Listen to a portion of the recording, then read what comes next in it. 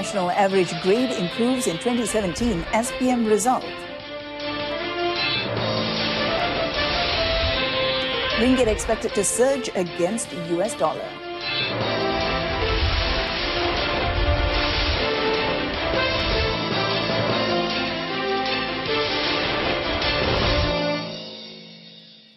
Hello and good evening. I'm Mohana Priya. Welcome to News On 2. The 2017 Sijil Pelajaran Malaysia or SPM results recorded a better national average grade or GPN of 4.9 compared to 5.05 in 2016.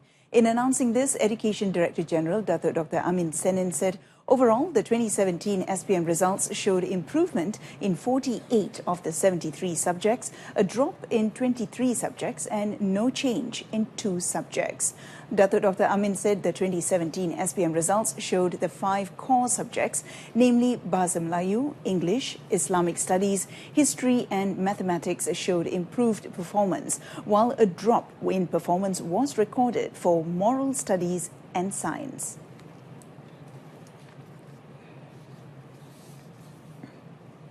Keputusan peperiksaan SPM pada tahun 2017 menunjukkan sebanyak 48 daripada 73 mata pelajaran mencatatkan peningkatan prestasi.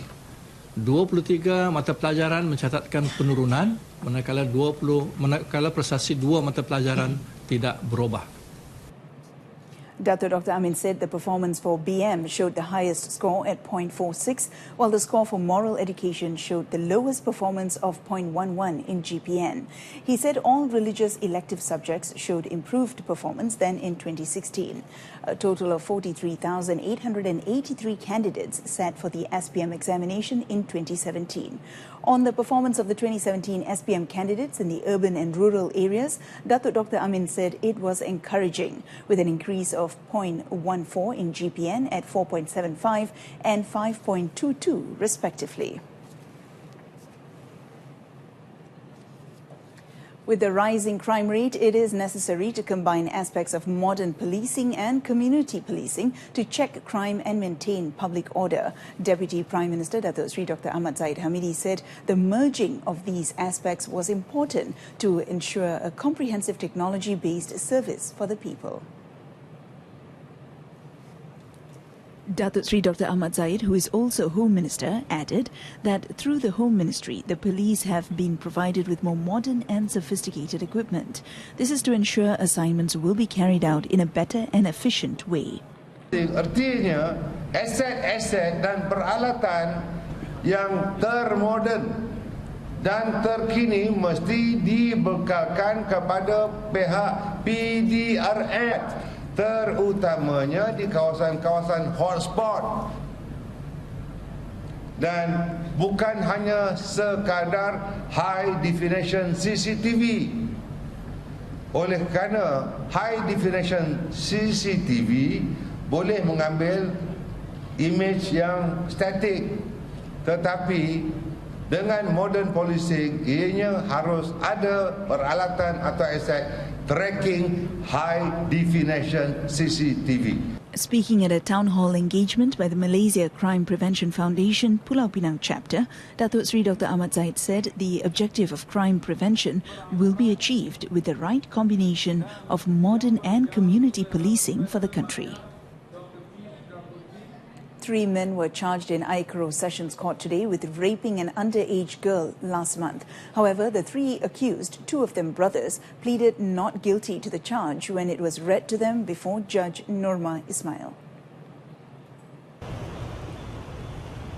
The accused, A. Sarawanakumar, 24, his brother A. Gunasegaran, 23, and K. Dinesh, 23, were all charged under Section 375B of the Penal Code, which, upon conviction, carries a maximum 30-year jail term. Gunasegaran also faced a charge under Section 14A of the Sexual Crimes Against Children's Act 2017 that carries a maximum 20-year jail term. Meanwhile, Sarawanakumar and Dinesh were also both charged under Section 377C of the Penal Code that carries a 20-year maximum jail term with whipping upon conviction. They were charged with committing the offences at a house in Taman Sabang Mutiara in Alu Gajah on February 28th. They were denied bail and the court set April 18th for remention of the case. The Kedah Immigration Department detained 18 illegal immigrants in operations codenamed Operasi Gegar, which were carried out at two cafes around Sungai Petani and Kulim, Kedah, early this morning. State Immigration Director Zuhair Jamaluddin said the illegals were detained under the Immigration Act 1963 for misusing their social visit passes. All those detained were aged between 23 to 40 years. Zuhair said all the detainees were being held at the immigration lockup in the Home Ministry building in Alustar for investigation before being sent to the Belanti Immigration Detention Depot in Sik. Earlier this year, in January, the department had rounded up 21 illegal workers at two construction sites in Jalan Langgar, Alustar. They were from Indonesia, Bangladesh, Myanmar and Thailand. The husband of a Chinese national woman whose severed head was found by the banks of Sungai Batang Lupar along Jalan Skait Lama in Sri Aman, Sarawak, has been charged with murder. According to Sarawak CID Chief Datuk Dave Kumar, there was enough evidence to charge the 42-year-old suspect under Section 302 of the Penal Code for murder. Datuk Dave Kumar said the suspect will be charged in the Sri Aman Magistrates Court tomorrow. He added that the woman's body has not yet been found to date. On March 3rd, police found the head of the woman by the banks of Sungai Batang Lupar. Efforts to search the deceased house for her body, including inside the refrigerator, has come to naught. Meanwhile, the husband remains the sole suspect in the case when he roused suspicions during interrogation. A man was burnt to death today after the lorry he was driving burst into flames after it collided with another lorry in Pahang. Bentong District Police Chief Superintendent Wan Muhammad Zahari Wan Busu confirmed the 2 a.m. incident, which happened at kilometre 323 of Jalan Kuala Lumpur, Kota Bharu near Bentong. It was revealed that the victim, 45-year-old Mohammad Mazli Saleh, was on his way to Kota Bharu, Kelantan, when one of his tyres burst. This caused him to lose control of his lorry, which entered into the opposite lane and collided with the other lorry. The victim died at the scene, and his body was sent to Lipis Hospital for a post-mortem. The driver of the other lorry broke his legs and was receiving treatment at the same hospital.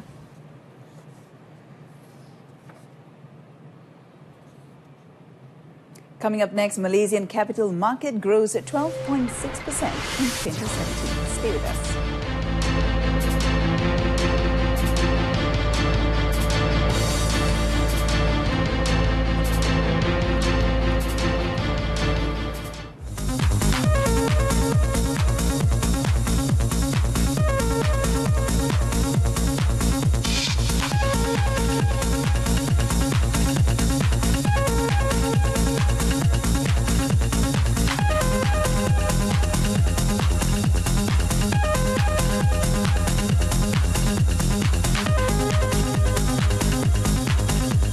Raza expressed his confidence that the ringgit will surge to 3.8 against the US dollar in the near future. Datuk Sri Najib said his optimism emanated from positive indicators like the nation's strong economic performance as well as the country's export value of more than 80 billion ringgit in the first quarter of this year.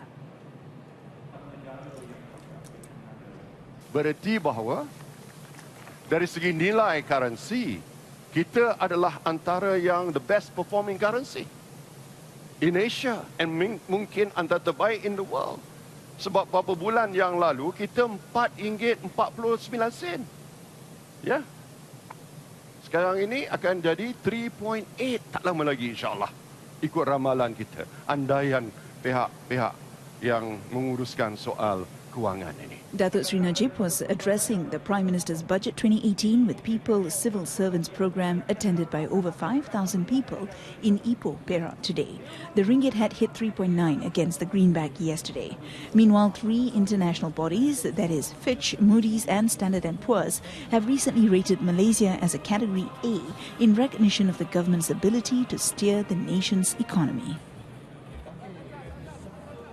The government does not plan to reduce the number of civil servants in the country, now at 1.62 million people. Prime Minister Datuk Seri Najib Tun Razak stresses that it will never happen, as every year the government opens up jobs into the civil service to replace those who will be retiring.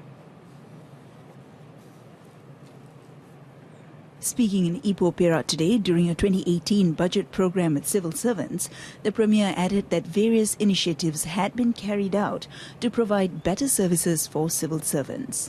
Kita akan bagi lebih lagi yang akan datang. Lebih lagi. Bila ekonomi kita kembang, saya nak pejabat awam di dalam negara kita akan mengecapi kualiti hidup yang lebih baik lagi, insyaAllah. Datuk Seri Najib also reiterated that the government would continue to defend civil servants as they were the backbone of the country's success. He also expressed confidence that with the support of civil servants, Malaysia would be among the top 20 countries of the world. The Malaysian capital market has shown a growth of 12.6% to 3.2 trillion ringgit last year. Securities Commission Malaysia Chairman Tan Sri Ranjit Ajit Singh said the amount is double the country's gross domestic product GDP and is now the fifth largest in Asia. The equity market rose by 14.4%, ending at 1.9 trillion ringgit, while the Islamic capital market also closed at 1.9 trillion ringgit with 11.9% growth. Meanwhile, the bond and sukuk market grew by 10.1% to 1.3 trillion ringgit. Tan Sri Ranjit expects the market will remain strong this year at some 120 billion ringgit total capital accumulation through the primary and secondary market. Remain vibrant. Emerging markets will continue to outpace growth in developed markets. We believe the economic and market fundamentals for Malaysia are extremely strong, and given the improvements in corporate earnings, we think the positive sentiments overall will continue. So we think 2018 will be a very good year. He spoke at the Commission's 2017 annual report announcement today. According to the annual report, among the factors contributing favourable growth over the past year was a positive domestic economic environment, as well as positive foreign investment inflows and high participation among investors. Taxi drivers have been urged to join online taxi booking services through an e-hailing application rather than merely carrying out taxi services the conventional way. According to Minister in the Prime Minister's Department, Datuk Seri Nancy Shukri, taxi drivers need to understand the government's efforts to promote their services in a bid to help taxi services thrive in today's competitive industry. Jadi tanggungjawab kita juga untuk memastikan pemandu teksi perlu diberi penerangan sewajarnya dan biar mereka sampai faham, dan kita juga melakukan intervensi untuk memastikan mereka ini bantu. Jadi sebab itu kita akan sentiasa mengadakan proses-proses untuk mengadakan engagement dengan izin dengan mereka ini. Speaking in Parliament today, Datuk Seri Nancy also welcomed the proposal by Lembah Pantai MP Nurul Izzah Anwar informing the Taxi Driver Complaints Tribunal so that the government knows about the issues faced by the taxi community.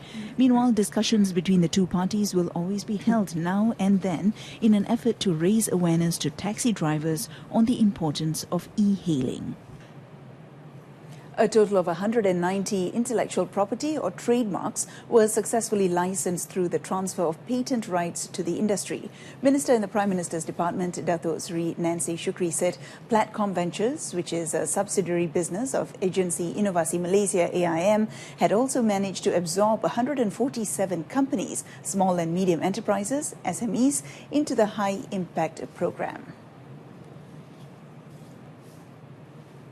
Speaking in Parliament today, Datuk Seri Nancy explained that of the total, 40 were successfully commercialised innovations included in the international market.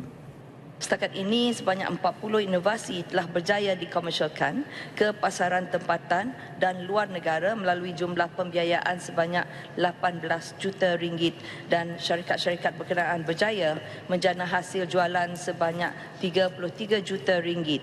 Ini bermakna impak dan keberhasilan pelaburan ataupun return on investment dengan izin melalui program ini adalah sebanyak 83%. AIM will also continue to support support any new companies and local SMEs to develop products from the concept stage to commercialization stage. The support includes access to technical assistance, funding, advice on commercialization and competitiveness. Elaborating further, she said the establishment of Steinbeis Malaysia Foundation under AIM also helps the business community and local industry. To date, a total of 393 projects have been developed by the foundation and 500 new jobs were created. 2 sport complexes will be built in Kapit and Belaga in Sarawak once the applications for their constructions are approved by the Economic Planning Unit EPU. Youth and Sports Minister Khairi Jamaluddin said construction will commence immediately after approval, with construction works expected to be completed in 2019. Saya telah pun pohon kepada unit perancangan ekonomi untuk 2 kompleks sukan komuniti di Kapit dan juga di Belaga dimasukkan dan dilaksanakan dalam RP4 Rancangan Malaysia ke-11 pada tahun depan. Speaking in Parliament, Khairi, however, urged the MPs for both constituencies to identify the locations to build the 2 complexes.